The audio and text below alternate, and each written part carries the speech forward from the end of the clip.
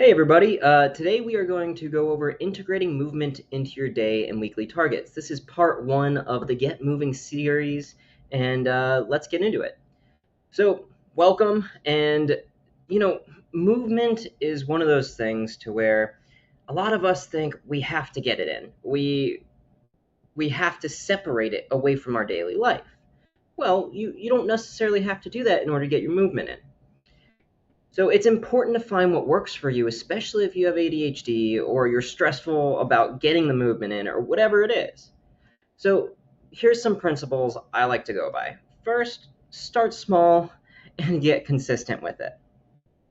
If you have small bursts of activity throughout your day, it doesn't need to be an hour at the gym. It can be every 5 minutes after an hour. You know what I mean? So you have your 50 minutes to 60 minutes of just doing your thing throughout the day. Then you do a 5 minute quick routine at home with small bursts of energy. And allows you to get micro workouts in. So you can use the Pomodoro method with this to where it's 25 minutes of work and then 5 minutes of exercise. However you want to set that up. It does not have to be exactly like that. Um, you can also do this by getting more chores in, basically movement-based chores, to where maybe it's mowing the lawn, maybe it's a walking while you're on a call, doing your thing at home, whatever it is you got to do. Another way you can do this is anchor movement to existing routines.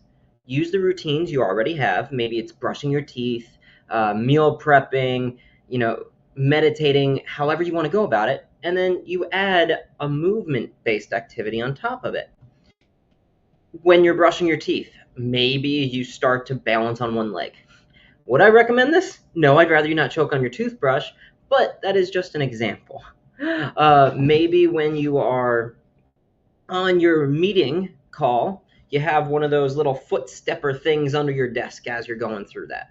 These are just different ways to incorporate movement into your routine.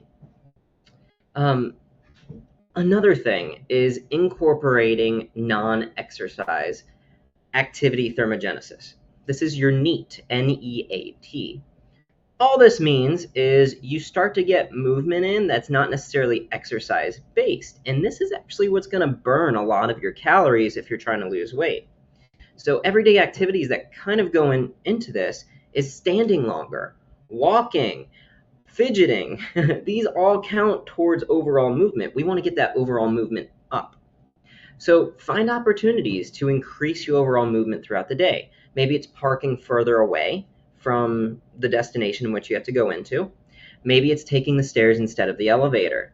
Maybe it's standing while you're working at your desk, or you're pacing while you're brainstorming.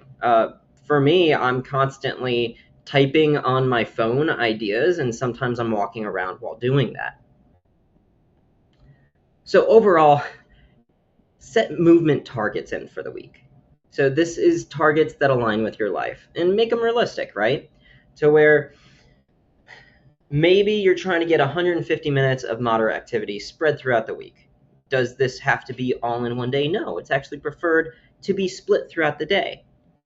Well, 60 minutes plus 60 minutes is 120, right? So maybe you have 45 minutes 3 times a week to get around that goal.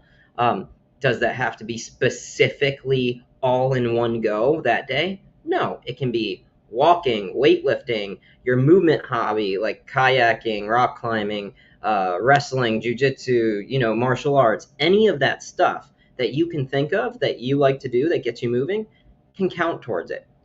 Moderate activity is just enough to get the heart rate up, but not to make you out of breath. And incorporate different forms of movement.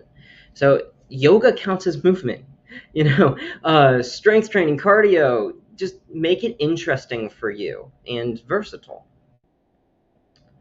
Now, track your progress, whether it is a subjective scale to where it's like, okay, my energy levels, what are they on a scale of 1 to 5? They're 1 being low, 5 being high, where are they at? And then a month later, you remeasure that, or you measure it weekly, however you want to do it. Another way to do this is you can use sticky note systems, you can use a calendar, a journal, You can get hard metrics to where you're getting data of your caloric burn and where you're at with that. Personally, I get too obsessed with this, so I don't do that. It can also be when you're putting your meals, if you're tracking your calories and things like that, you can see, oh, you know what? I'm getting more fruits and veggies in here on these days. That's improvement from when I started. Or if we're going specific on movement, because we're talking about integrating movement, maybe it's, oh, my overall walking count is higher. So go to your overall goal and your reason why. Understanding the reason why behind movement is important for ADHD. It helps increase dopamine and norepinephrine, which allows you to boost focus and get you back on track to actually get executive function in to start the task. And then you can link the movement to the long-term goals. Whether it's life goals, by moving more consistently, you're not just improving your physical health, but you're also setting yourself up to feel better and perform better for productivity, whether it's at work or to be able to be more present in your family life. Remember, movement isn't about perfection, it's about consistency. Find ways to integrate it throughout your day. Start small today.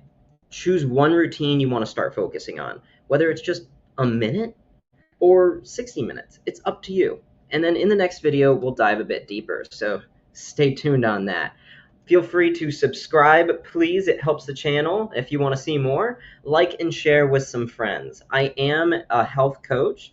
I deal with mental health, ADHD, and if you want to join, feel free to comment admin@vitalu.org for a free discovery call.